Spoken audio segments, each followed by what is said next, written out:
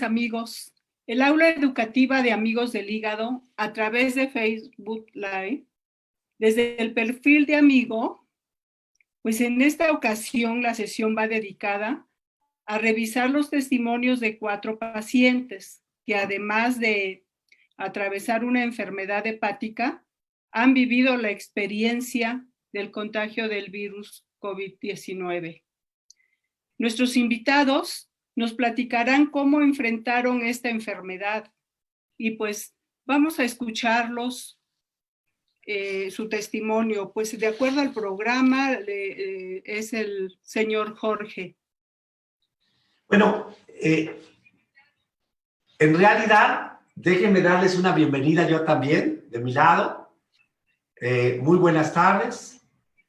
Y les explico un poco el por qué surgió el tema esta tarde y por qué el título, Viviendo al borde del COVID. Entonces, al principio veíamos el COVID como algo lejano, como algo que tal vez no nos iba a tocar. Dado la precaución a veces excesiva de algunos de los pacientes con enfermedades del hígado, creo que el encierro casi total permitió este aislamiento de protección. Sin embargo, ante un escenario donde la vida tiene que seguir, han pasado 9 meses desde el inicio de la pandemia y la vida tiene que seguir y las personas tenemos que estar activos, empezamos a salir un poco más con las precauciones apropiadas, por supuesto, pero cada vez he detectado más pacientes con enfermedad del hígado que me han transmitido que están enfermos y algunos de ellos después de las pruebas pues han salido con infección por COVID. Y por eso surgió la idea de presentar el día de hoy casos o experiencias de la vida real, ¿sí? Y estos casos y experiencias de la vida real, afortunadamente, de menor o mayor complejidad, han tenido un final feliz. Recuerden que mucho el enfoque de Amigos del Hígado ha sido optimista, pero aunque el final sea feliz, ustedes verán en la narrativa y en las vivencias del día de hoy lo duro que ha sido para cada uno en su nivel, ¿no? Entonces yo quisiera arrancar con nuestra conversación del día de hoy y pedirle a nuestros amigos que se presenten, cada uno de ustedes que se presente. Y tengo la fortuna, además, que me acompaña mi buen amigo, el doctor Luis Carlos Rodríguez. También le voy a pedir a él que se presente. Entonces, empezamos con nuestro paciente Emanuel e Irma. Adelante, por favor. Hola, ¿qué tal? Muy buena tarde. Mi nombre es Emanuel Sánchez, tengo 28 años, soy hijo de Irma y me dedico al comercio. Nosotros vivimos aquí en Cuautitlán Izcalli, Estado de México. Hola, buenas noches. Mi nombre es Irma Sánchez, soy paciente del doctor Luis Carlos y el doctor Po. Vivo aquí en el Estado de México. Emanuel vive aquí en la casa y tengo 56 años. Gracias, Emanuel e Irma. Pido por favor ahora a Jorge que se presente. Necesitamos el micrófono de nuevo. Iniciar el micrófono, Jorge.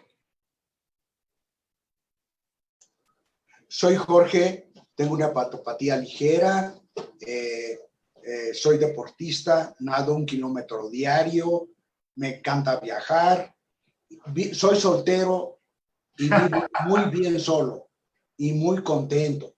Ese soy yo. Gracias, Jorge. Y le pido ahora y muy sano, muy sano. Excelente. Doy la palabra ahora a Arturo, por favor, que te presentes, Arturo. Hola, buenas noches a todos. Mi nombre es Arturo García, tengo 52 años, soy contador y vivo en la delegación Magdalena Contreras. Perfecto, gracias, Arturo. Luis Carlos, estamos en las presentaciones. ¿Quién eres? ¿Dónde vives? Y si eres o no soltero, dicen por ahí. Soy Luis Carlos Rodríguez, cirujano de trasplante, vivo en Guadalajara y soltero por el momento, sí. Gracias, pues ya estamos todos presentados. Ahora, les comento a cada uno de los que estamos participando que yo tengo la opción de ponerles mensajitos, que solo lo van a ver ustedes, para que estén atentos si les pongo algún mensaje. Y empezamos con nuestra primera pregunta de la noche, que va a ir dirigido a Emanuel. Y, Emanuel, ¿cuándo te enfermaste y cómo te diste cuenta? ¿Qué síntomas tuviste? Yo me enfermé, en la fecha fue el 10 de mayo, precisamente el 10 de mayo fue que nosotros nos dimos cuenta. Hablo de nosotros porque mi mamá y yo vivimos vivimos en la misma casa y convivimos a diario. Aquí yo vivo con mi familia y pues el día que yo llegué aquí a nuestra casa, yo tenía mucho escalofrío. Empecé con un poquito de escalofrío y pedí que me tomara la temperatura. Mi esposa me ayudó tomándome la temperatura y pues lo dejamos pasar. Así, eso fue un día domingo. Al siguiente día, el día lunes, me presenté a trabajar. Nosotros tenemos una comercializadora de pollo, convivimos igual, yo me dedico a todo lo de la venta y pues constantemente estoy con muchas personas.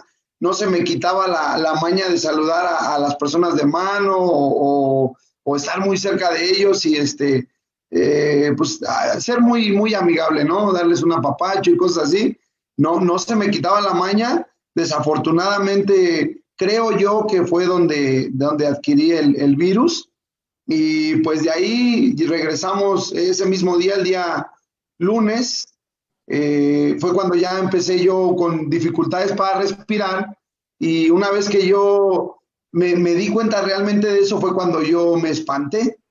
Entonces le platiqué a mi mamá, le platiqué a mi papá, ellos ya me vieron con un semblante pues no del todo bien y pues nos propusimos ir al doctor, revisar en dónde podrían aceptarnos y sobre todo comenzar con una oración. Nos encomendamos mucho a Dios, nuestro Padre Celestial, y hicimos una oración, practicamos una unción, una bendición, y de ahí pues comenzamos a buscar lugar donde pudieran aceptarme, y creo que se me acabó el tiempo. ¿Sigo? Está muy bien así, vamos a tener tiempo luego de volver. Gracias, Emanuel. Ahora No, yo le pediría a Jorge, a mi tocayo, que por favor nos platicaras tú cuándo te enfermaste, en qué mes, Fíjate que fue en mayo más o menos. cómo te diste cuenta, exacto. Y fíjate que no me acuerdo, realmente no sé en qué momento me contaminé. Esto es como los accidentes. Hay 20,000 factores y puedes echarle la culpa a cualquier cosa. Nada más tuve fiebre, al otro día me fui a tomar la prueba, me tomé una tomografía del tórax y salió COVID. De tal manera que duré un par de días con tratamiento y ya no me di cuenta. Llegó una persona que me da terapia, que revisa un aparato para apnea del sueño, y me encontró prácticamente tirado en mi departamento. De ahí hablaron al hospital, había nada más un ventilador y una cama. Me la apartaron para poder llegar. Si no llegaba, no tenía posibilidades de atención. En ese momento me dijeron, ¿sabes qué? Te pusimos la concentración mayor de oxígeno, o te entubamos o te mueres. Opté porque me entubaron, porque me gusta la aventura, pero no sabía yo a lo que me metía. Hasta ahí se las dejo. Hay dos versiones acá. Lo que a mí me cuentan, porque quedas anestesiado, y segundo, lo que tú ves. Para mí, cuando yo salgo, me dicen que estuve muy grave. Acostumbro, como vivo solo, una amiga me interna, pero tuvieron que hablar. Mis hijos viven en el extranjero, les tuvieron que hablar porque si no respondía en 24 horas, ya estaba hecho cadáver. Entonces, pero además yo vi cosas. Yo no soy supersticioso ni nada, pero vi muchísimas cosas raras de las que cuentan la gente.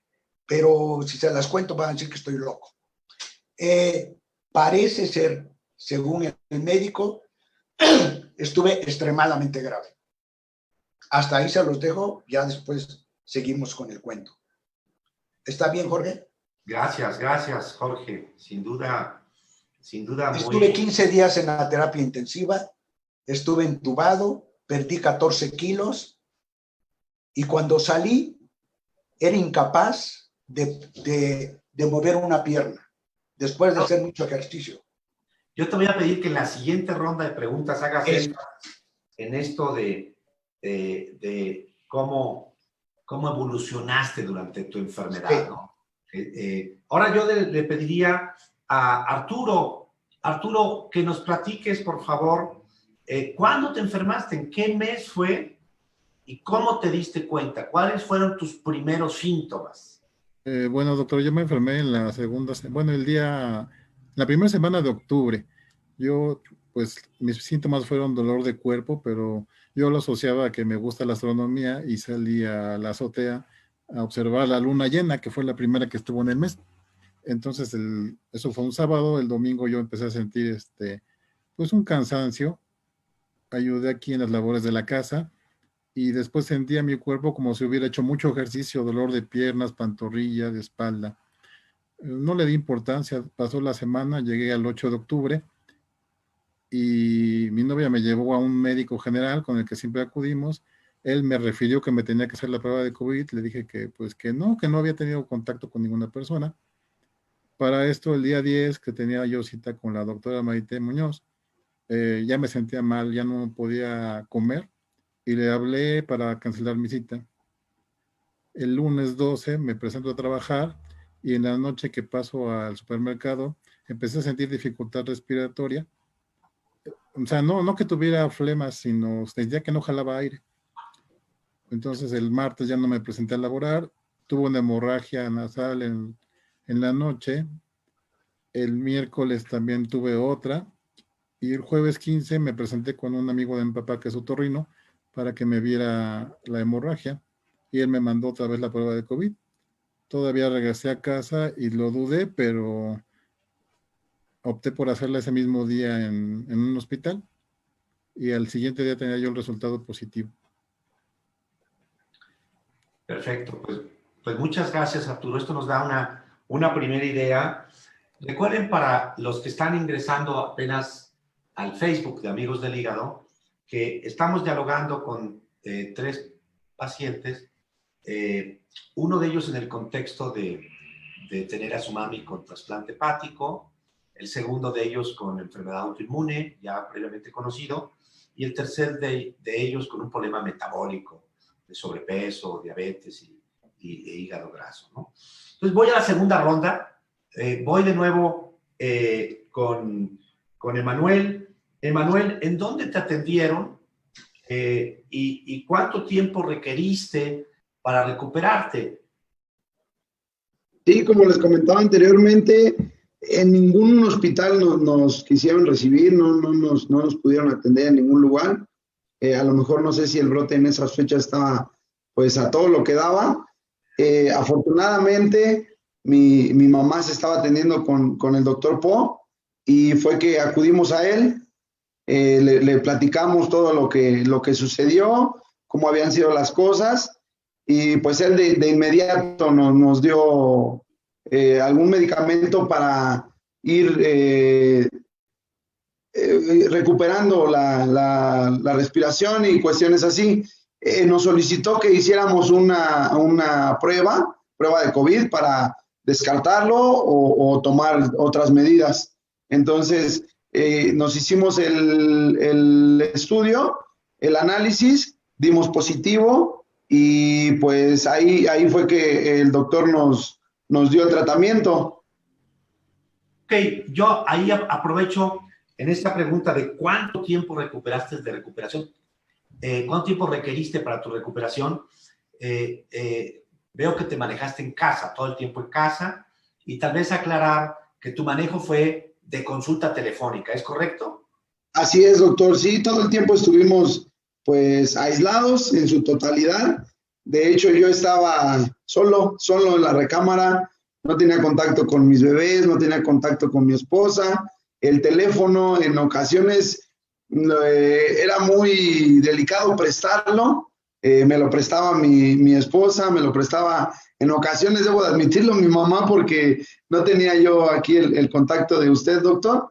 Y pues era muy delicado, ¿no? Porque teníamos que estar desinfectándolo y viendo la posibilidad de que nadie más se viera involucrado en cuanto al contagio, porque realmente pues mi mamá seguía recuperándose, estaba muy reciente lo del trasplante, y pues efectivamente todo fue vía telefónica, todo así fue como lo resolvimos. ¿Cuánto tiempo requeriste para recuperarte? Fueron 20 días, doctor. O sea, 20 ¿cuánto días tiempo duraron que tus síntomas y cuánto tiempo, en qué momento se te dio ya de alta y se te autorizó para regresar a tus actividades?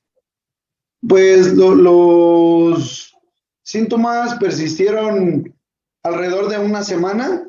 Sí, alrededor de una semana fue que ya comencé yo a sentirme un poquito mejor, y cuando me dieron de alta fue cuando volvimos de nuevo a solicitar la prueba de COVID, y pues fue cuando ya salimos negativo. Cuando salimos negativo, pues ya fue que nos dieron luz verde 2 días después, no de inmediato, 2 días después, para poder regresar a las labores. Muy bien, gracias, Emanuel. Pues la misma pregunta va para mi tocayo Jorge, en donde pues también nos explicó que fue en el contexto de un hospital, es en donde te atendieron, Jorge, y cuánto tiempo estuviste con manejo intrahospitalario. 15 días, a los 15 días me dan de alta, casi pedí mi alta voluntaria por problemas mentales. Y al llegar a mi casa no podía ponerme en pie. Para mover una pierna tenía que, yo habiendo hecho ejercicio y siendo deportista, no podía levantar la mano para peinarme, no podía respirar y me ahogaba, se me atrofiaron los músculos respiratorios y tuvieron prácticamente que subirme de pura suerte el señor de seguridad. Y de ahí estuve prácticamente, creo que no estuve consciente, durante fácil 1 mes y medio, 2.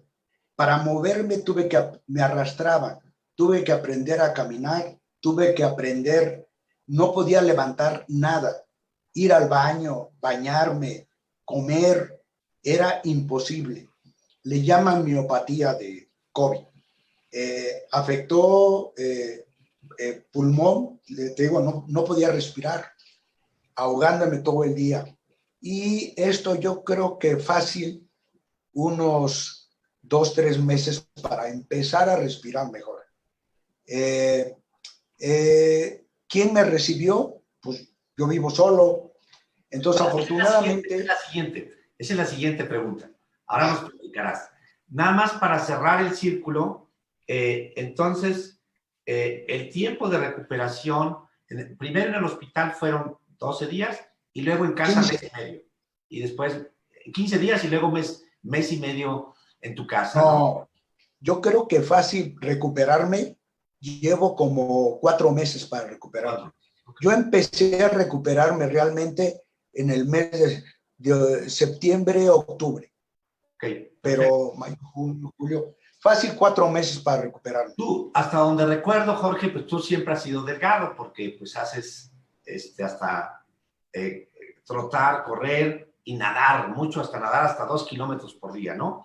Pero ¿cuántos kilos perdiste de peso durante la... 14 kilos. Me quedé con hueso y piel. El síndrome del elefante. Se veía la extremidad con pellejo colgando. No había nada de músculo. No se oyó muy bien cuántos kilos perdiste. 14 kilos. 14 kilos. Ok, muy bien. Bien, ahora paso a la misma pregunta a Arturo. Arturo, ¿cuánto tiempo, dónde te atendieron a ti y cuánto? Doctor, porque yo soy paciente de la doctora Maite Muñoz y ella, me hablé para disculparme porque la cita que tenía yo el sábado era con ella y para disculparme por no haber asistido y le comenté la razón y ella me refirió con usted, me dijo que cómo me estaba atendiendo, le dije los medicamentos que me habían prescrito el otorrino y en opinión de ella me dijo que estaba muy ligero el tratamiento. Entonces me refirió con usted para la atención aquí en casa, pero usted fue el que me ayudó en este proceso. ¿Y cuánto tiempo tardaste en recuperarte para pensar casi en el alta y regresar al trabajo?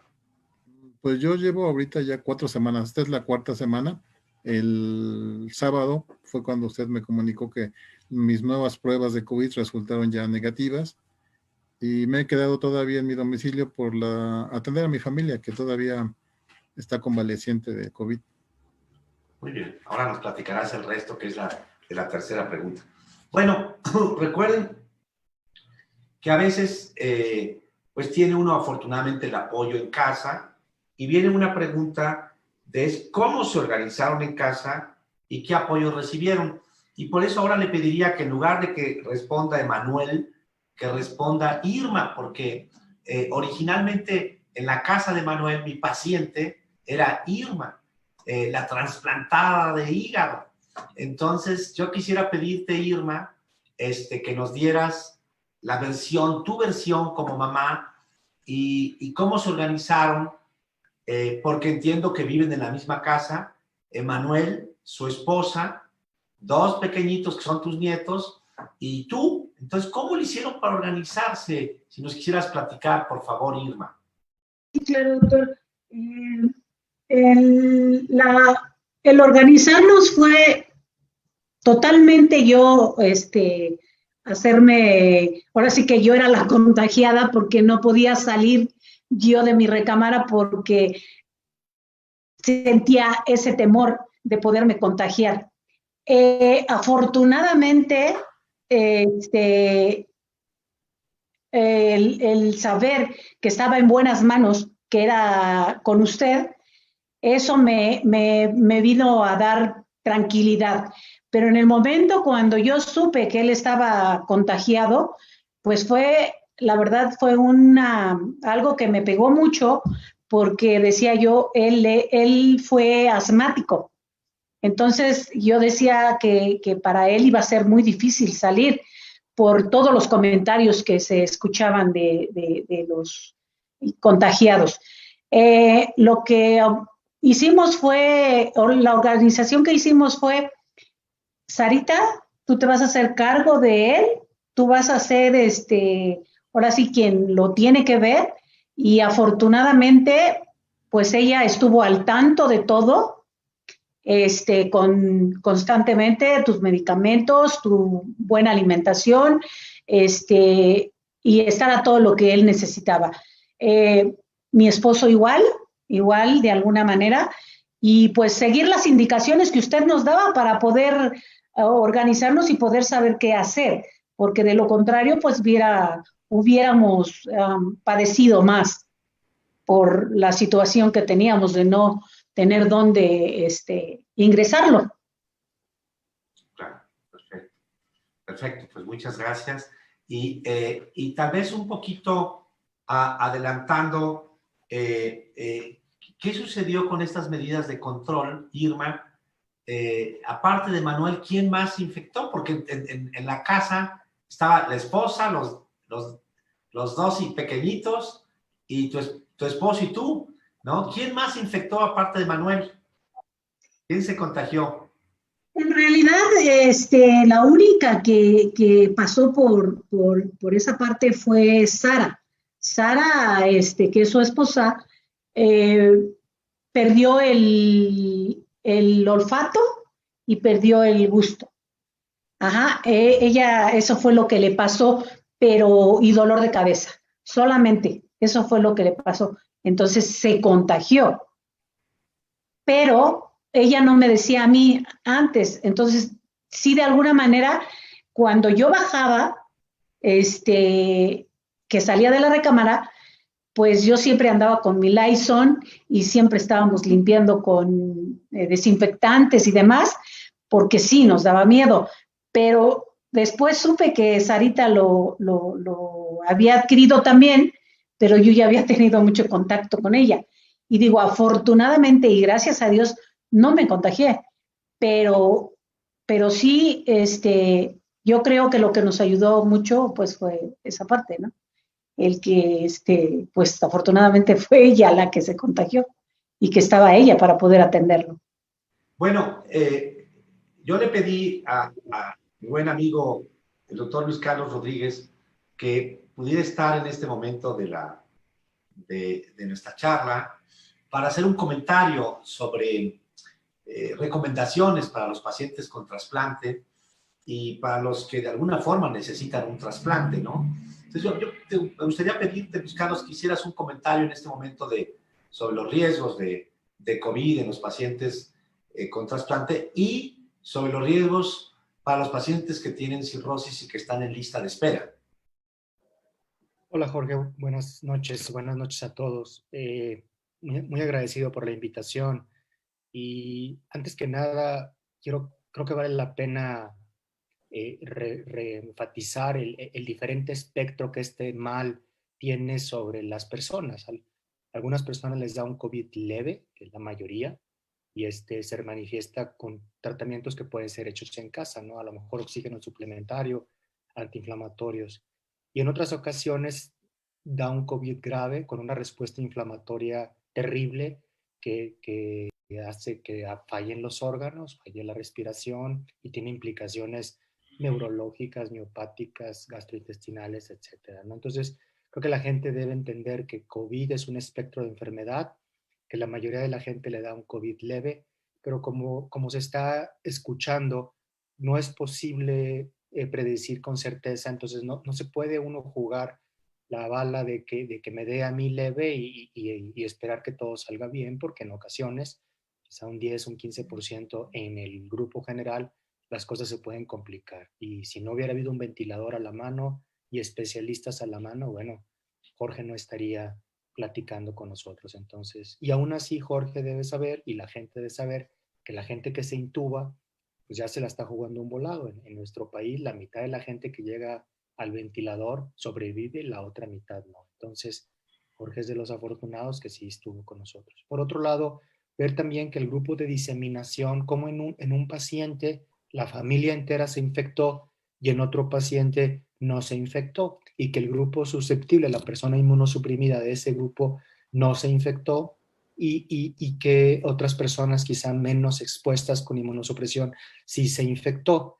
Y ahí vienen algunas cosas que no se conocen todavía completo, como que la carga mínima para infectarse, la susceptibilidad individual de cada quien, o si la inmunosupresión previene un poco la respuesta hacia el virus, ¿no? Entonces hay cosas que no están claras y cosas que se empiezan a dilucidar. Creo que es muy importante el mensaje actual porque estamos viviendo lo que en el mundo se ha llamado la segunda ola, que en México es la misma ola pero continua, no ha bajado ni aumentado, pero sí en otras partes del mundo que ya habían bajado la incidencia de esta enfermedad, como Estados Unidos y Europa, están viendo un recrudecimiento de los casos, tanto que el día de hace un mes Londres volvió a imponer cierres, Francia está imponiendo cierres y el día de hoy Nueva York está imponiendo cierres. Entonces eso habla de que el virus, aun cuando ya pasó por una comunidad, quedan una gran cantidad de huéspedes susceptibles. Nueva York tenía una prevalencia de un 20-25% después de la primera ola, pues quedaban 75% de la gente susceptible y es lo que está sucediendo. Toda esa gente que no tuvo contacto con el virus la primera vez, tiene posibilidad de tener un curso. Y está sucediendo el fenómeno de cansancio de COVID. La gente está cansada, por no decir hasta la madre, de todas las medidas de no querer ya el distanciamiento social, de cerrarse, de no salir, y de alguna manera se empezó a ver que parecía que se empezaba a bajar la incidencia, entonces empezaron a relajarse las medidas de distanciamiento social, las medidas de higiene, el uso del cubreboca, las cosas que sí están en nuestras manos. Y al relajarse esas medidas, pues el fenómeno de los contagios, eso es prevalente muchísimo en los jóvenes que están muy cansados y que dicen yo quiero vivir mi vida y el virus no me va.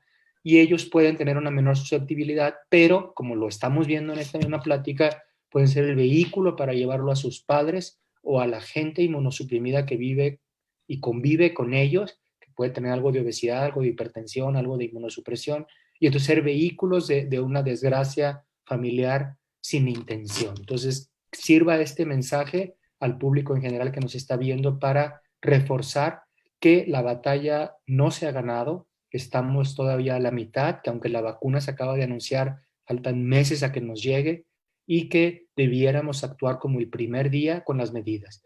La gente que ya se infectó, probablemente lo más seguro es que sea inmuno de una reinfección. Sin embargo, hay 3 o 4 casos de reinfecciones documentadas quizá por cepas variantes, pero sí son 3 o 4 casos de muchos millones. Entonces es bajo el riesgo, pero no hay que bajar la guardia. Por último, los pacientes con factores de riesgo, inmunosupresión en caso de los trasplantados, obesidad, hipertensión, sufren una mayor propensión de COVID grave y tienen mayor riesgo de muerte. Los pacientes con cirrosis avanzadas, con enfermedad hepática, en estadio Child-C, MEL de arriba de 18-20, su mortalidad por COVID está entre 30 y 40. Y entonces se ha dicho que esos pacientes deben considerarse para un aislamiento todavía más serio. Si alguien de la comunidad de amigos del hígado tiene una enfermedad hepática, debe tomarlo con mucha. Infectarse con el virus no es como un muchacho joven que tiene un 1% de morir. La gente que tiene enfermedad hepática avanzada, que le da COVID, tiene un riesgo de morir hasta 30-40%. Entonces, cuidarse lo más que puedan y que su familia los cuide y que su familia se cuide. Por último, el hecho de que los trasplantes están detenidos en México por la situación del COVID al punto en donde están, es, en mi opinión, un error que otros países han podido abordar al hacer una desescalación, o sea, disminuir la actividad de trasplante conforme la infección fue grave, después reiniciarla tan pronto como la enfermedad dejó de ser grave y establecer medidas sanitarias de control en los potenciales donantes y en los potenciales receptores, pero los enfermos que tienen una enfermedad terminal, como un hepatocarcinoma o una enfermedad hepática en estadio avanzado, no van a tener un año y medio, y desgraciadamente hemos visto algunos enfermos graves que han fallecido. Y bueno, no se quede entonces la idea también de que esta sesión habla de los hepatópatas que sobrevivieron, como si todos los hepatópatas sobrevivieran. Tengo yo de mi lista de espera de este año al menos 6 fallecimientos de cirróticos en lista de espera por COVID, gente que evidentemente sería el ejemplo de que el paciente enfermo de cirrosis deba de duplicar o triplicar sus esfuerzos por mantenerse aislado y evitar que le dé esta enfermedad, y no dejar de tener su consulta, aunque sea virtual, porque la enfermedad hepática sigue avanzando. El hepatocarcinoma puede presentarse si no lo tenían, o puede avanzar si ya lo tenían, y la enfermedad hepática es progresiva, y si alguien estaba compensado puede descompensarse con una hemorragia, con una peritonitis. Entonces, no perder el cuidado y, aunque sea en forma virtual, hacer uso de las herramientas de laboratorio virtual y consulta virtual, y solo su médico determinará si es tan seria la situación que amerite una presencia física o una visita al hospital. Ese sería mi comentario, Jorge. Gracias, Luis Carlos. Yo retomaré esto después de mi parte de presentación que haré al final de los comentarios. Quisiera ahora pedirle a mi tocayo, Jorge, aunque ya nos explicó que en casa él es soltero y vive solo, ¿cómo te las apañaste, Jorge? Tal vez para el regreso a casa, ¿cómo se organizaste? Y si tuviste algún apoyo, tal vez no de familia, pero de amigos, para salir adelante en esta fase de recuperación después de 15 días de hospital. Pues fue la mala suerte de una amiga que me recogió en el hospital, me dejó tirado en la cama, y al otro día contratamos enfermeras COVID. Las enfermeras COVID, que se cubrían todas, y ya se cubría toda, duraron probablemente junio, julio arrastrándome, porque no podía caminar. A lo mejor agosto, septiembre, cuando caminé de una habitación a otra, era un triunfo. Y logré caminar por lo menos en el departamento. De agosto, septiembre. En septiembre, octubre, empecé a hacer ejercicio, tanto respiratorio, muscular, para no aburrirlos. Y actualmente puedo subir 8 pisos del edificio donde vivo, 5 veces. Puedo respirar ya sin oxígeno, porque no podía hablar y no podía andar si no traía el oxígeno. El problema es que muchas veces el COVID mata en etapa aguda, pero cuando casi lo deshace a uno en una terapia intensiva, las secuelas que da pueden ser peores que muchas veces al principio desea, cuando no puede uno mover una pierna o un brazo, desea uno, pues, ¿para qué? Entonces hay que recuperarse y echarle muchas ganas para poder volver a la normalidad. Ahora yo considero que tengo un 70%, me falta un 30%, pero todavía no he salido. Pero fueron las enfermeras COVID día y noche que estuvieron conmigo. Qué afortunado. Hay forma de que ninguno tome en cuenta de que qué haces, ¿no? Porque ninguno te puede tocar, ni amigos, ni amigas, ni familiares. Y te pueden tocar cuando tú comes, cuando tú caminas, pero cuando no puedes hacer nada de eso, te tienen que cargar y te tienen que hacer. Y hay servicios de enfermeras COVID. Y eso te soluciona. Claro, fisioterapia pulmonar, una serie de personas, pero que ya de alguna manera tienen muy bien visto el aspecto de COVID y se protegen adecuadamente. Y bueno, pues esa es la historia. Aún sigo con tratamiento médico, tratamiento de otros tipos, pero todavía no sale uno después de 6 meses. Bueno, Arturo, platícanos tú cómo se organizaron en casa ¿Y cómo descubriste que hubiese alguien más en tu casa? ¿Cuántos viven en casa, si nos quieres platicar? ¿Y qué pasó con ellos? Bueno, mira, aquí en la casa vivimos 4 personas, mi papá, mi mamá y mi hermana y yo. El tema fue que como yo tuve un diagnóstico tardío, pensando todos que era una especie como de gripa, pues tuvieron trato conmigo, otro de mis hermanos que no vive aquí y mi cuñada vinieron a cuidarme un día en la noche. Y el tema es que todo desembocó en que cuando yo tuve mi diagnóstico, un tercer hermano que estaba en ese momento en Jalisco me hizo el comentario que probablemente todos ya estuviéramos contagiados.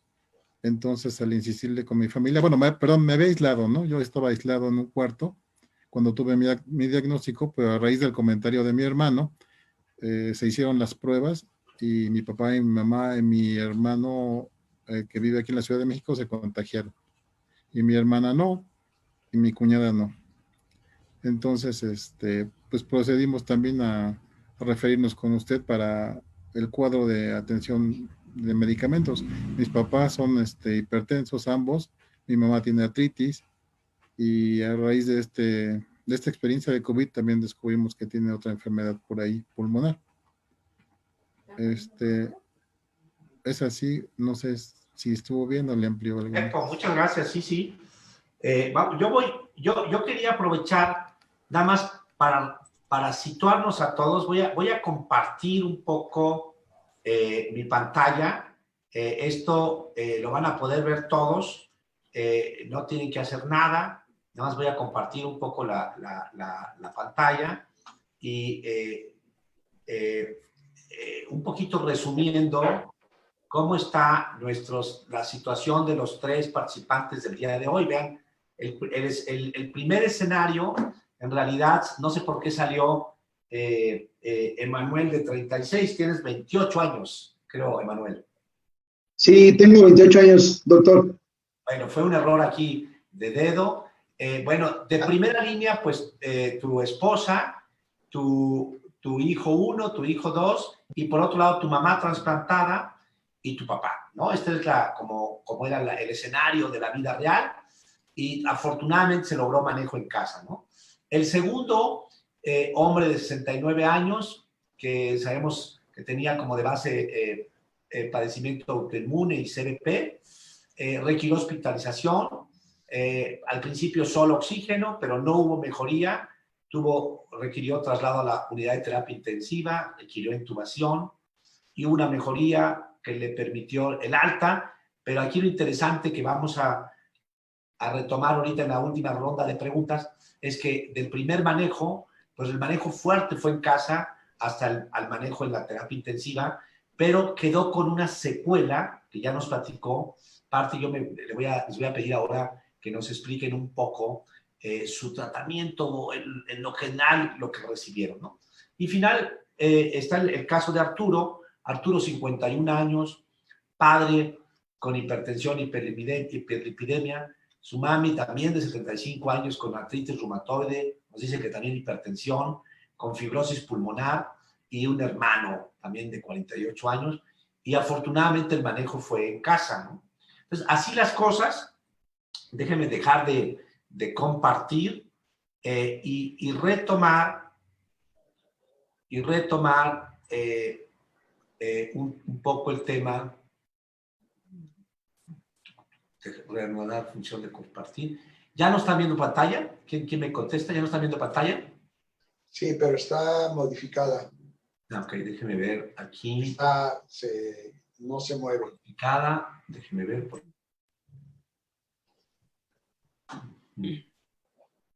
Aquí estoy, ya casi. Para dejar de compartir, creo que aquí lo veo.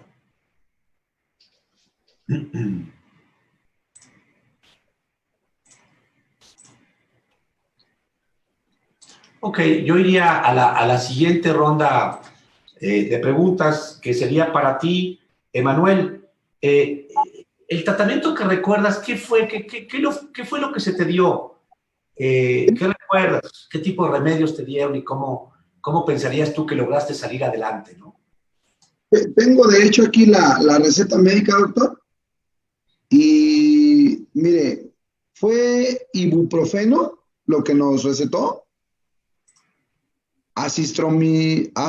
acitromicina, Sí.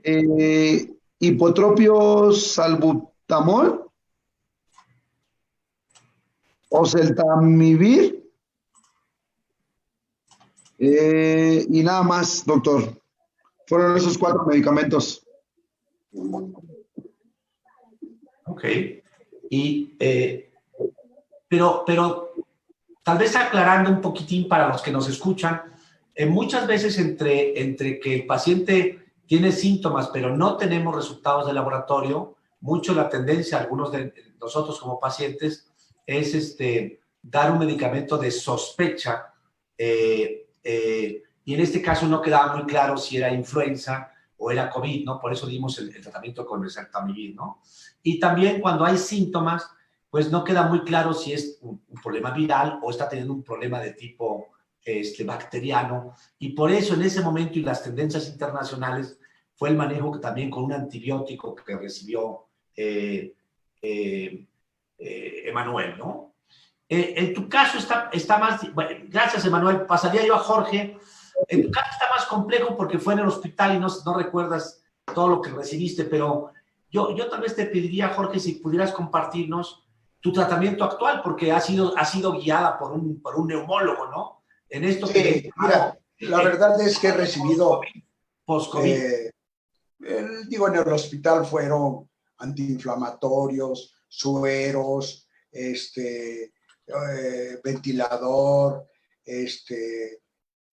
anticoagulantes, salí como anticoagulante, salí con esteroides, broncodilatadores, ahora estoy con quitosel, que da muchas molestias gástricas, proteína, es decir, el tratamiento es muy amplio por la miopatía.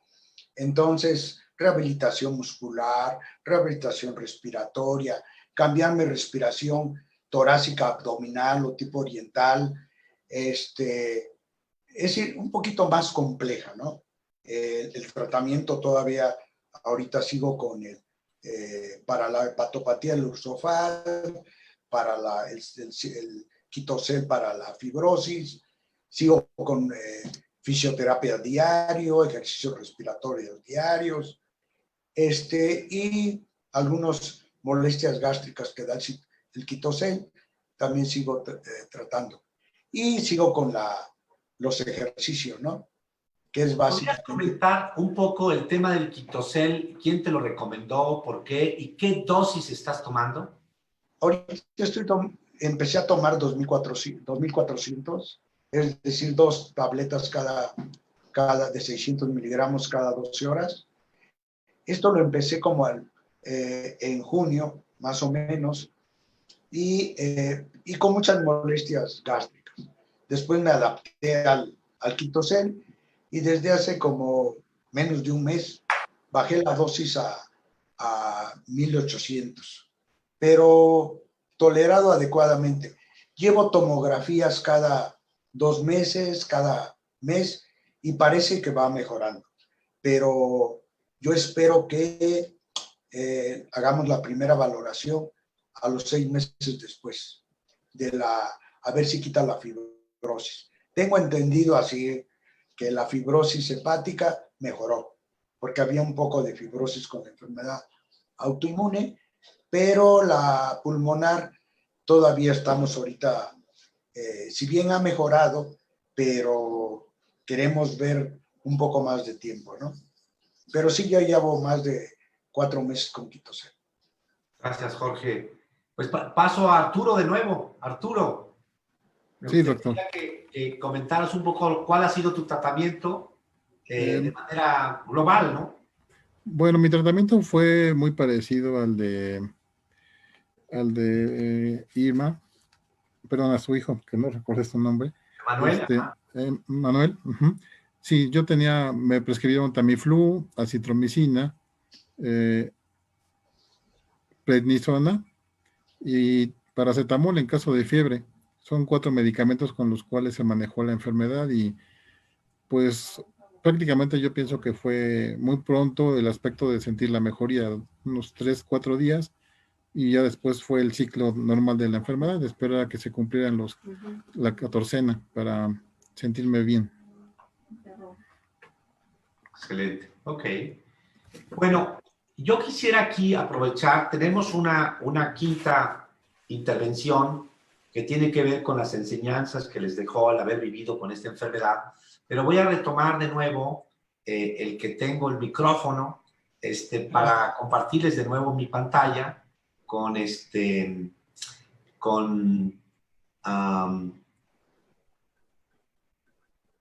vamos a ver, con una presentación de nuevo.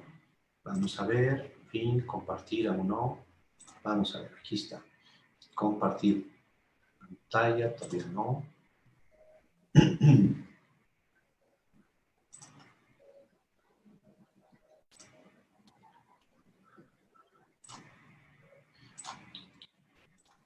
Ahí está, probablemente ya están viendo mi pantalla.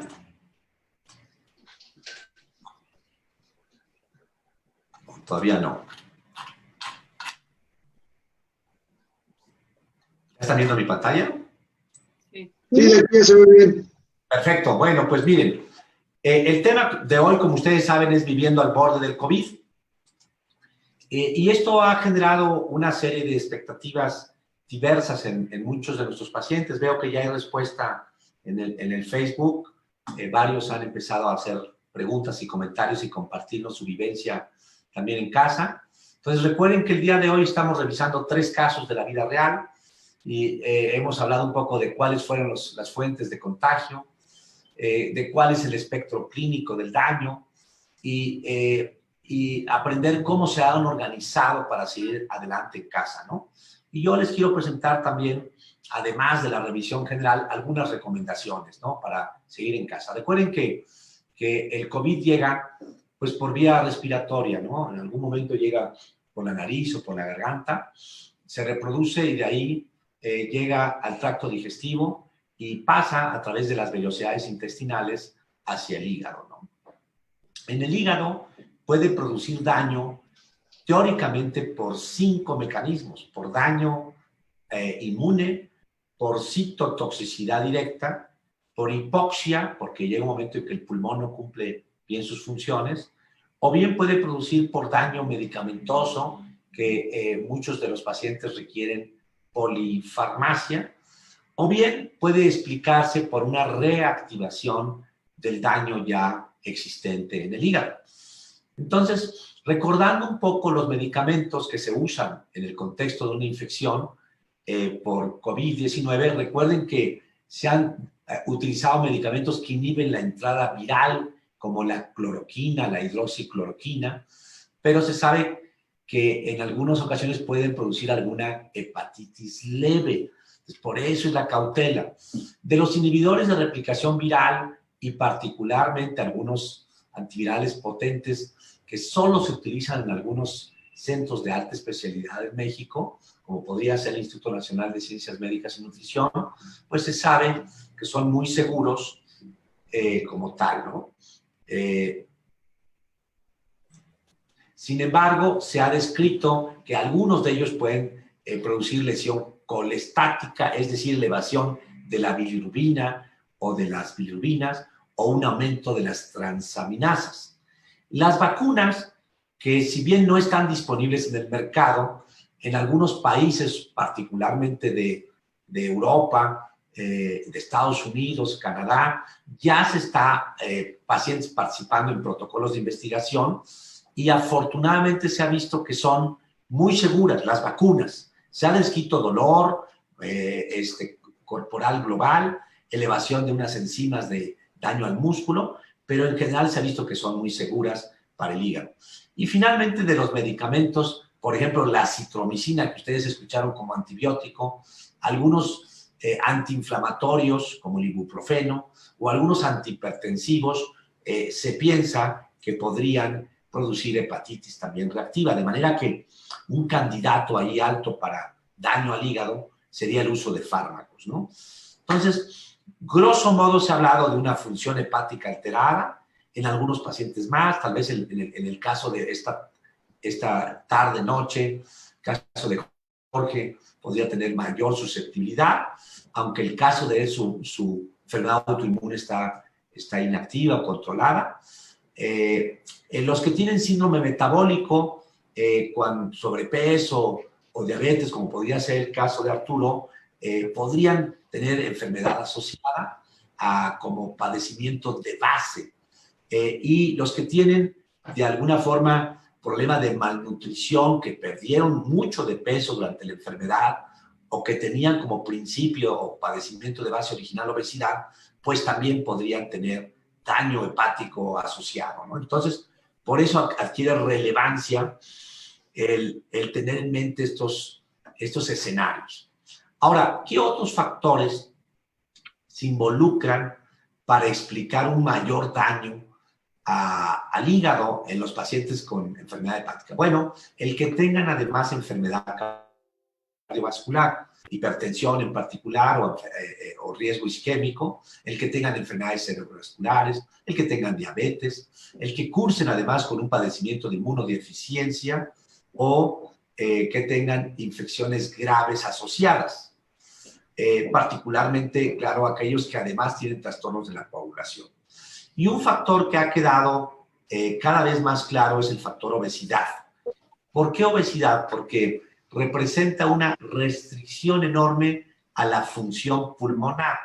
O sea, los pulmones siguen teniendo un tamaño y una capacidad específica para la estatura de esa persona, pero de pronto se enfrentan a un escenario de falta de alimentación, falta de energía y pérdida de la eficiencia muscular, ¿no? Entonces, la obesidad, junto con la falla respiratoria, las comorbilidades asociadas a la obesidad y el riesgo metabólico también asociado a la obesidad, podrían ser factores de riesgo adicional, ¿no? Luego tenemos, sin duda, que de las 5 escenarios sí puede haber un componente autoinmune, sí puede haber un componente de hipoxia, sí puede haber un componente de daño medicamentoso y puede haber reactivación del daño preexistente, ¿no? Entonces, volviendo al espectro de la enfermedad, tal vez un caso muy interesante es el reportado más recientemente, digamos, en los hospitales de China, ¿no? Que decían, bueno, infección asintomática un 1.2%, enfermedad leve a moderado como un 81%, casos graves hasta un 4.7% y casos mortales hasta un 2.3%. Esto hablando de la enfermedad que ocurre en el paciente general, ¿no? Muchos están preocupados de algunos síntomas digestivos. Vean ustedes que la diarrea realmente es baja, aunque puede afectar hasta un 8 o 10%, es baja como padecimiento o como síntoma asociado y casi siempre está asociado a la ingesta de algunos otros medicamentos. Tal vez para fines del paciente con enfermedad hepática, yo les hago énfasis en una publicación de hepatólogos italianos en el cual hicieron la revisión de un total de 50 pacientes con cirrosis a quienes les dio COVID. Esto eran de hospitales del norte de Italia, 70% hombres y con un tutti frutti de padecimientos, tanto viral B o C, daño por alcohol o daño por enfermedad de esteatosis metabólica autoinmune. Y vean que los cambios tal vez importantes a considerar es que hasta un 76% requirió manejo intrahospitalario, ¿no? Que algunos de ellos requirieron solo oxígeno en el hospital o apoyo con cánulas de alto flujo o esto que llamamos CPAP, que es una mascarilla con presión positiva, pero algunos de ellos requirieron ventilación mecánica invasiva, ya una cosa pues más delicada como fue la experiencia experiencia de Jorge esta noche. Y bueno, del manejo, vean que hay una gran mezcla. Hay la hidroxicloroquina, que en Europa se ha utilizado mucho, algunos antivirales de investigación y la hidroxicloroquina. Tal vez un dato importante a recalcar para ustedes que les gusta estarse checando es que la albúmina sí se ha visto que disminuye, los que les da el daño por COVID, la bilirrubina aumenta, el tiempo de protrombina se incrementa, se prolonga, las enzimas hepáticas también se incrementan. Y hay una tendencia a la estabilidad de la ascitis, de la encefalopatía y de los tiempos de protrombina, ¿no? La creatinina, por otro lado, sí tiende a elevarse y esto puede formar parte de la comorbilidad, o sea, hay una pérdida del equilibrio y algunos de los pacientes caen en falla renal. Vean ustedes que algunos de los pacientes se deterioran y su puntaje de los que están en categoría de puntaje Child-Pugh-C, que originalmente era un 12%, pasan a un 33%, quiere decir que sí hay un deterioro. El puntaje de MELD, ustedes recuerdan que se utiliza para ser o no candidato para trasplante hepático, se incrementa y el número de sujetos con puntajes arriba de 15 también aumenta, ¿no? Y tal vez el mensaje que comentó el doctor Luis Carlos Rodríguez hoy es que hasta un 34% de los pacientes desgraciadamente fallecen y por eso la importancia de extremar cuidados en la población que tiene ya cirrosis hepática conocida, particularmente en aquellos que tienen puntajes altos de MELD, que son los que tienen cirrosis en etapa B o C de Child-Pugh, son los que más delicados, ¿no? Tal vez mencionar que algunas de las recomendaciones que se han dado a nivel internacional, pero también por esta asociación entre la Fundación Carlos Slim y el Instituto Nacional de Ciencias Médicas y Nutrición, es de manejar los eventos de inflamación intensa con algunas opciones terapéuticas como las que aquí aparecen y que sabemos que están en evaluación en el Instituto Nacional de Nutrición con protocolos muy estrictos que son autorizados por la COFEPRIS. Y finalmente, ¿qué les comento yo a todos los pacientes con enfermedades del hígado cuando sienten que tienen necesidad de cuidarse y de seguir con su apoyo? Bueno, que no olviden que existe la consulta presencial, pero también la virtual, que existen los laboratorios clínicos, el estudio de ultrasonido, que siguen existiendo las endoscopías e incluso los procedimientos invasivos de drenaje de líquido o de cirugía, y que es muy importante que el paciente no pierda su prescripción médica continua, porque sabemos que en algunos ejemplos reales, pues hay pacientes que llevan más de 9 meses sin tener consulta médica, ¿no? Es importante que no dejen de surtir sus medicamentos porque tienen padecimientos crónicos, ¿no? En el escenario más estricto, fíjense, si un paciente tiene estas opciones, hepatitis aguda o hepatitis crónica, la variante con enfermedad autoinmune, si tienen cirrosis o tienen un tumor o un carcinoma hepatocelular. Bueno, estos con hepatitis aguda, como no sabemos la causa y están muy graves, por supuesto que requieren consulta médica presencial, pero algunos de ellos, dependiendo de dónde viven, podrían no requerirla. Pero está la opción virtual. Los laboratorios y los estudios de ultrasonido siempre van a ser necesarios. Y recuerden que hay muchos sitios de gabinetes de ultrasonido que están fuera de hospitales COVID, de manera que se puede hacer los procedimientos. Probablemente la endoscopía y los procedimientos invasivos podrían quedar pendientes, pero todos los pacientes tienen que tener una receta médica y tienen que surtir sus medicamentos. De esto hace una recomendación de la Asociación Europea para las Enfermedades del Hígado. Los pacientes con enfermedad crónica, pues depende qué tan avanzada está la enfermedad crónica, pero sin duda tienen que seguir con sus estudios de laboratorio, sus estudios de ultrasonido y los estudios más invasivos como la endoscopía y biopsia podrían esperar, pero nuevamente tienen que surtir sus recetas médicas. Algunos de los que tienen enfermedad autoinmune, recuerden que la duda es que son huéspedes que a veces son muy inmunocomprometidos Y ahí el mensaje y la recomendación internacional es que depende. Si tiene una enfermedad autoinmune bien controlada gracias a la toma de medicamentos, automáticamente su riesgo también está controlado. Pero deben seguir haciéndose sus estudios de laboratorio y deben seguir pues adquiriendo su receta y surtiendo sus medicamentos. Ahora, ¿qué hay de los pacientes con cirrosis? Bueno, los pacientes con cirrosis son los que más cuidado necesitan.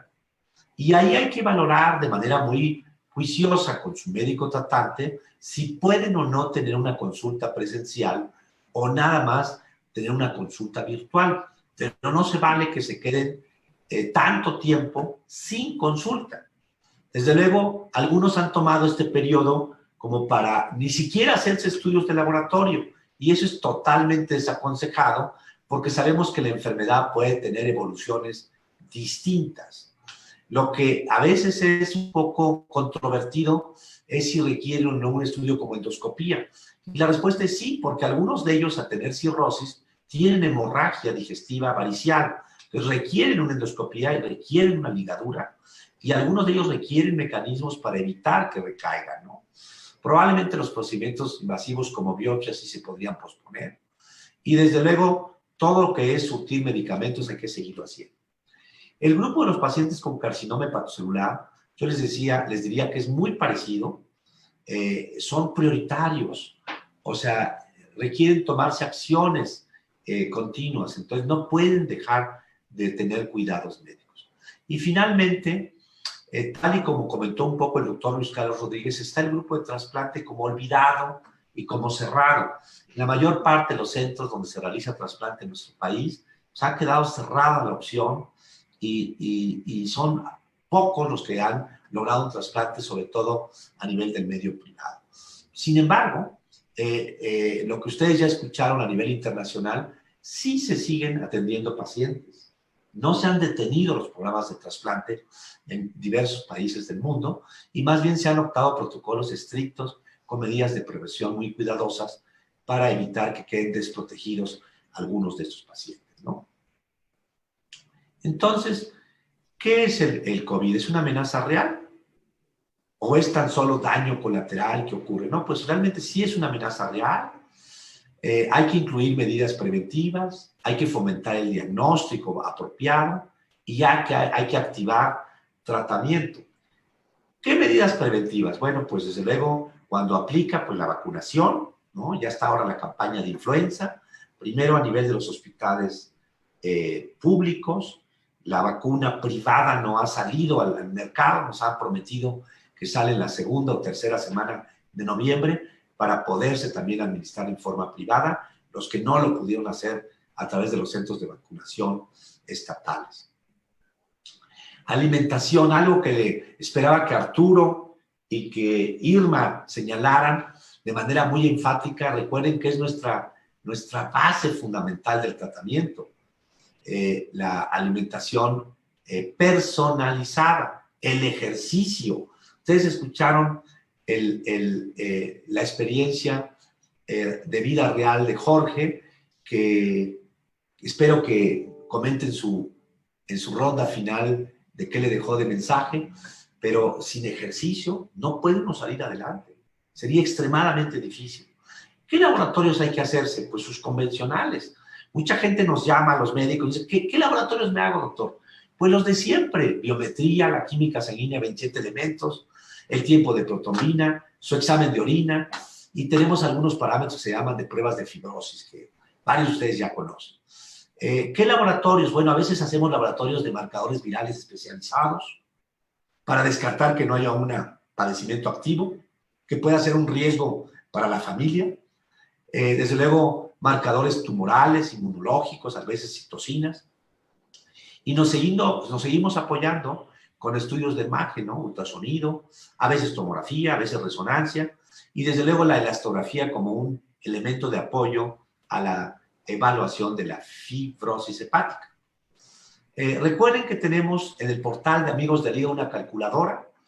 Ya hay más de 270,000 personas que se han metido a la calculadora. Es una realidad. La calculadora sustituye un poquito para predicción de categorías de riesgo, al simplemente estar encerrados y no hacer nada. Y la calculadora permite apoyarnos para ver quién va a necesitar una prueba de RT-PCR, que es esta, que algunos de ustedes ya la han vivido, y quién va a requerir pues marcadores virales, ¿no? Recuerden que el primer anticuerpo que aparece es el IgM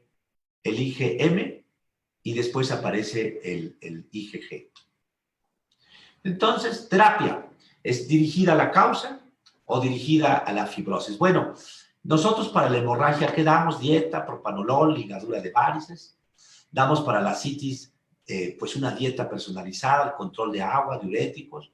Y para la encefalopatía, seguimos dando dieta, zinc, laxantes, enemas, reductores de amonio diversos, ¿no? Pero ¿qué hay para los que tienen COVID en este momento, COVID en casa? Bueno, lo que sabemos es que damos medicamentos más bien como sintomáticos. No existe un medicamento específico, concreto, contra la infección, contra el COVID. Damos sintomáticos. En una primera línea, paracetamol o ibuprofeno, porque a algunos no es suficiente el paracetamol. En algunos tenemos que dar tramadol, a veces damos la opción en gotas. Damos a veces alguna antihistamínico como la loratadina. Y en mi caso en particular, utilizo mucho el zinc y la vitamina D. Para la fase de hiperinflamación, utilizamos esteroides, a veces pirfenidona y antitrombóticos en población de riesgo y en aquellos en que tienen ciertos indicadores de laboratorio que nos hacen sospechar este riesgo elevado. Y finalmente, en aquellos que tienen muchas secreciones, sospecha de hipoxia, pues damos nebulización y ese oxígeno. Esto es básicamente el manejo en casa, siempre bajo la supervisión y responsabilidad de un médico y siempre aplicando el consejo médico para tomar la decisión en quienes se requiere ya irse hacia el hospital. En conclusión, los pacientes con enfermedad hepática e infección por COVID sí pueden presentar daño grave al hígado. Una proporción alta de ellos logran recuperarse de manera exitosa y no debe olvidarse el manejo integral y multidisciplinario de los pacientes con enfermedad y daño crónico. Ok, pues termino mi presentación. Déjeme volver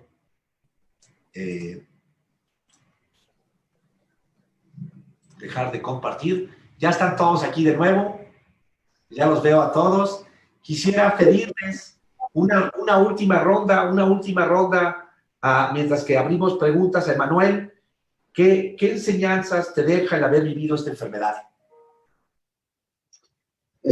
Pues yo creo que la primera enseñanza es que el seguir instrucciones y llevar una vida más sana sí prevé el no contagiarse, vaya. Si nos seguimos las instrucciones que en este caso ustedes como doctores y en ocasiones también la autoridad nos dice cómo prevenirlo, pues es usar el cubrebocas, tratar de guardar nuestra distancia, volvernos llegar y quitarnos la ropa, cuestiones así, principalmente en este caso que yo convivo con mi mamá, que es una persona recién trasplantada. Hay que seguir todas esas instrucciones hasta que pues baje un poquito este tema, ¿no? del virus.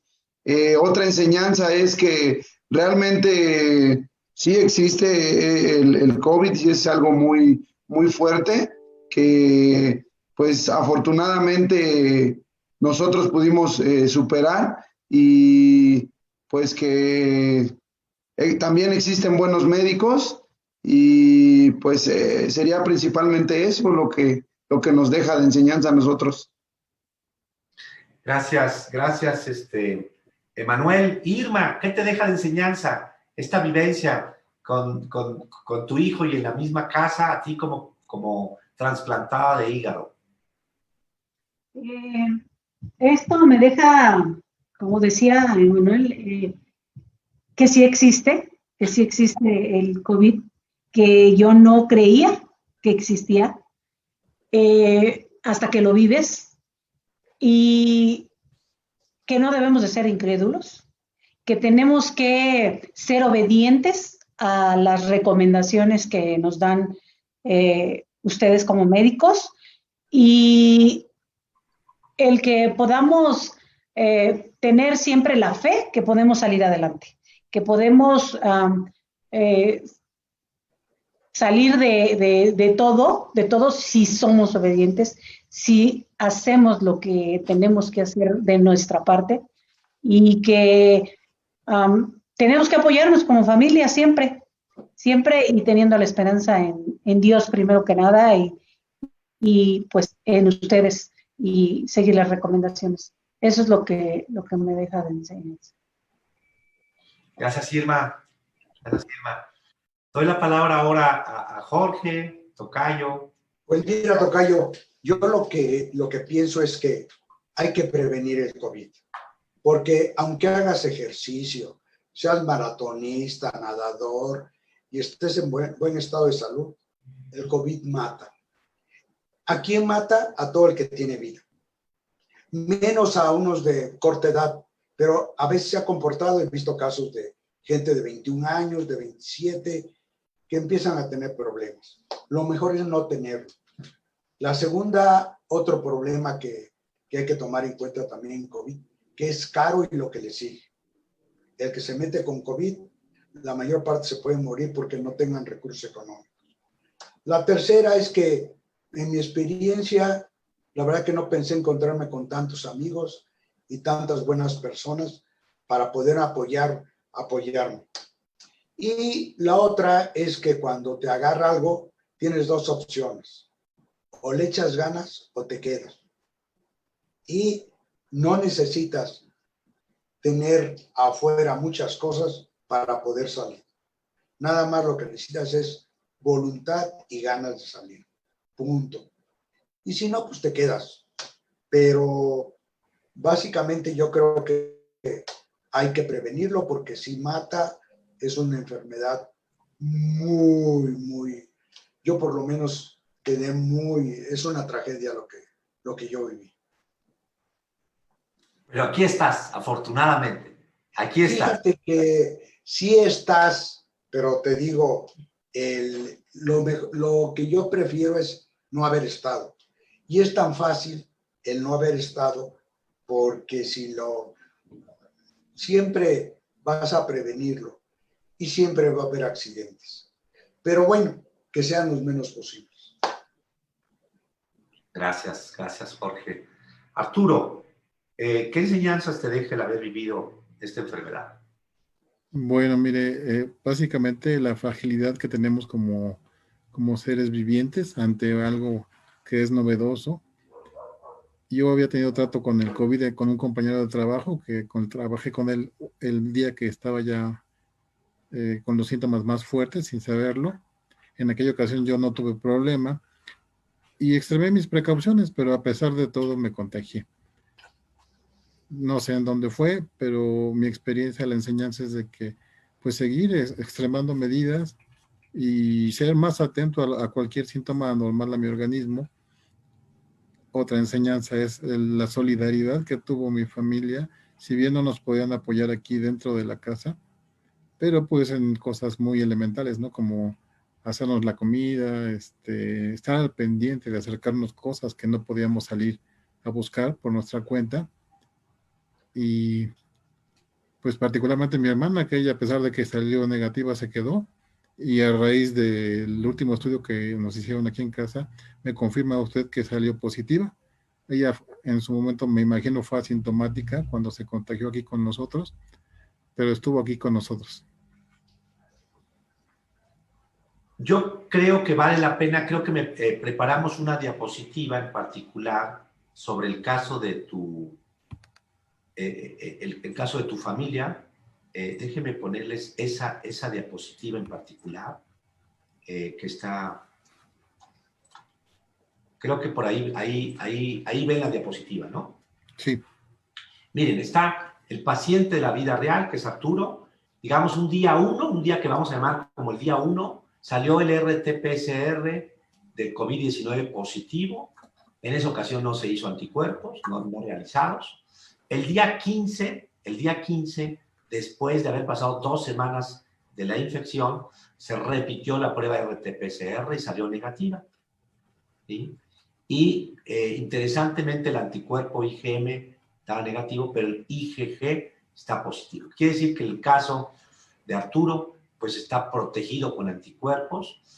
Hay una, digamos, debate sobre qué tanto duran los anticuerpos y es cierto que en algunos hay una disminución de anticuerpos a través del tiempo, pero se sabe que hay, además de la inmunidad por anticuerpos, que le llamamos inmunidad humoral, hay una inmunidad celular donde el paciente sigue teniendo capacidad de defenderse, a pesar de que aparentemente sus anticuerpos hayan disminuido. En el caso del papá, fue positivo al principio al PCR, no se realizaron anticuerpos al inicio, ¿verdad? No había necesidad. Y luego se repitió al día 15, ya salió negativo el PCR y el anticuerpo IgM salió positivo y está seguramente en proceso de desarrollar anticuerpos de tipo IgG. En el caso de la mamá fue algo muy parecido. Vean que al principio positiva, luego negativa en la prueba de RT-PCR y ya desarrolló anticuerpos de protección. Y finalmente la hermana, que en teoría fue negativa para PCR, también negativa al inicio y al final, ¿no? Entiendo que fueron en 2 sitios diferentes, digamos, el primero en un hospital y el otro en una clínica ambulatoria. En las 2 fueron ya negativos el PCR, pero afortunadamente en la segunda ocasión ella ya tiene anticuerpos de protección, de manera que está protegida. Entonces, en este caso, está muy bien documentado cómo se pierde la positividad a la carga viral y se quedan con anticuerpos protegidos, pues ahora sí que toda la familia, ¿no, Arturo? Sí, así es, doctor. Oigan, pues, pues muchas gracias a todos. Sé que hay preguntas, ustedes no las pueden ver, pero yo puedo ver algunas que llegan a través del Facebook. Hay alguien por ahí que pregunta de la ivermectina. Ivermectina, les comento que ha sido un medicamento utilizado más como antiparasitario y en particular para la pediculosis, son para las chinches del cabello, y que surgió como una opción. En realidad hay una gran controversia a nivel internacional. Yo no lo uso, sé que hay colegas médicos que sí la usan, pero yo en particularmente no lo utilizo. Hay una pregunta por acá de alguien que comenta que su mami tiene enfermedad poliquística en el hígado, en los riñones, en el páncreas, y se infectaron todos. Su mamá se puso grave, el sobrino salió positivo a la prueba de anticuerpos y también se está recuperando. Entonces yo creo que ella nos comparte, gracias Paola Perea, la vivencia en casa, que veo que afortunadamente se recuperaron.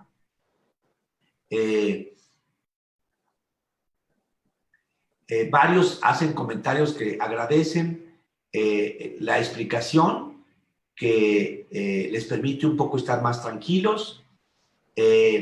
Bueno, aquí hay una pregunta interesante que es sobre el ejercicio, ¿sí? El ejercicio, para muchos médicos, estamos convencidos que es un tratamiento, porque muchas veces se ve como un buen hábito, como una disciplina. En realidad, hay una gran cantidad de publicaciones científicas que hemos involucrado los médicos ya en nuestra práctica cotidiana, que demuestran que gracias al ejercicio hay un aumento al flujo sanguíneo a los tejidos, hay una mejor oxigenación, pero también el ejercicio se ha visto que permite un balance y un equilibrio de algunas citocinas y hormonas internas que favorecen la regeneración celular. De hecho, hay muchas evidencias del efecto protector anticáncer del ejercicio y desde luego en varios padecimientos como es la obesidad, la diabetes, la enfermedad por hígado graso. El ejercicio forma parte de la terapéutica para poder mejorarse, ¿no?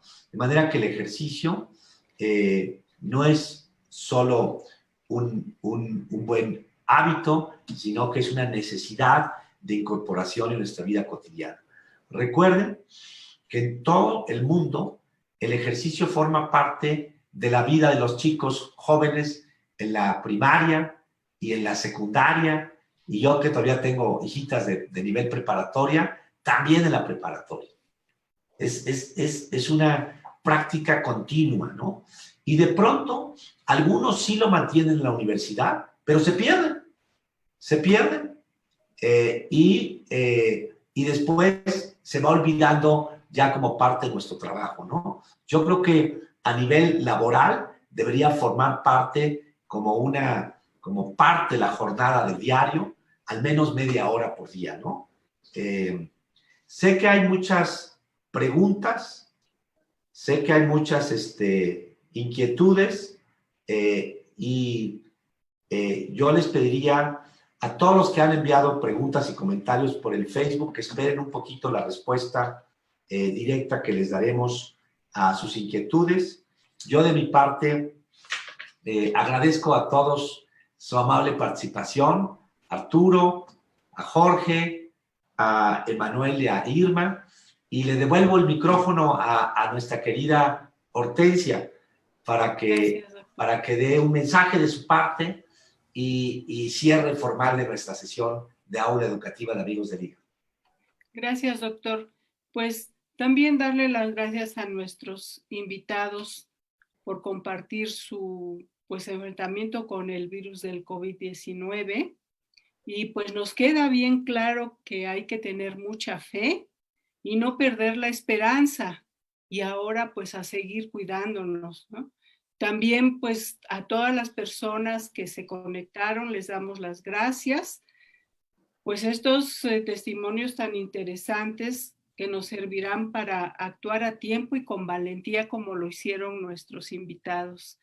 La verdad, les agradecemos el compartir todo esto y que, pues sí, como dice Emanuel y los demás invitados, que el COVID existe y que no debemos bajar la guardia. Muchas gracias y pues a seguirse cuidando, por favor. Pues buenas noches a todos. Buenas noches a todos.